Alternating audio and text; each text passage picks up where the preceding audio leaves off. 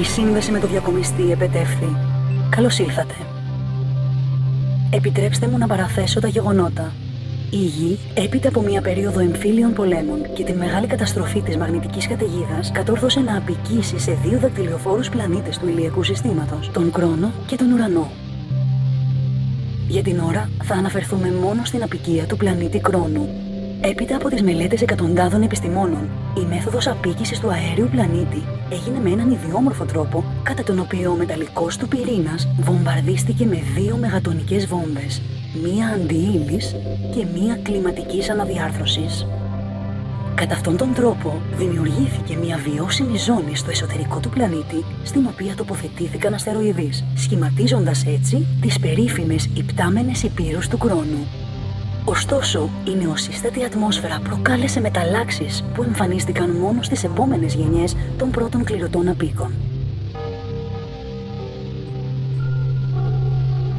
Ο χρυσός πλανήτης, όπως ονομάζεται συχνά, είναι ένα σύμπλεγμα 10 υπτάμενων υπήρων και διαθέτει άφθονα βουνά, δάση και πεδιάδες. Οι πρώτοι άπικοι εδραίωσαν τον πολιτισμό τους μέσα σε 500 χρόνια, που από διάφορους ειδικούς ιστορικούς χαρακτηρίζεται ως μετασιατικός, καθότι το μεγαλύτερο μέρος των πρώτων κληρωτών προγόνων απίκων ανήκε στην κίτρινη φυλή. Από τις καταγραφές αυτών των γεγονότων σας παρουσιάζουμε τα πρόσωπα που ξεχώρισαν για τις ικανότητες και τις δυνατότητές τους. Θα αναφερθούν 3 από τους πιο σημαντικούς ανθρώπους της απικίας του Κρόνου.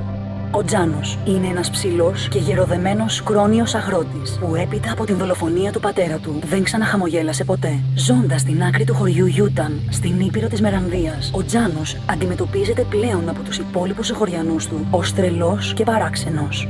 Ο Ράιαν, ένας μυστηριώδης εκδικητής και ο μοναδικός φίλος του Τζάνους, είναι ένας κτηνόμορφος κρόνιος, ο οποίος αναζητά την φίλη του που επιβαίνει στο πλοίο Αυγή. Ο Σιντ, επιστήμονας και εφευρέτης, είναι ο πλούσιος κληρονόμος μιας οικογένειας αστρονόμων. Η σκοτεινή του καρδιά, σε συνδυασμό με την πανουργία του και την αιμονή του για εκδίκηση, ξεσκεπάζουν τα κρυφά μυστικά αυτού του χαρακτήρα. Αυτοί οι άνθρωποι υπολογίζεται ότι ήρθαν σε επαφή με το σημαντικότερο αντικείμενο όλων των ερευνών μας. Η μυστηριώδης αυτή ύπαρξη, η ψηλή αυτή γυναίκα, με τα παράξενα μαλλιά όπως καταγράφηκε, δεν γνωρίζει κανείς από πού προέρχεται. Να είστε σίγουροι όμως πως η πορεία των ερευνών μας βρίσκεται ήδη σε καλό δρόμο και σύντομα θα έχουμε μια ολοκληρωμένη εικόνα για το ποιες είναι οι προθέσεις αυτής της ύπαρξης.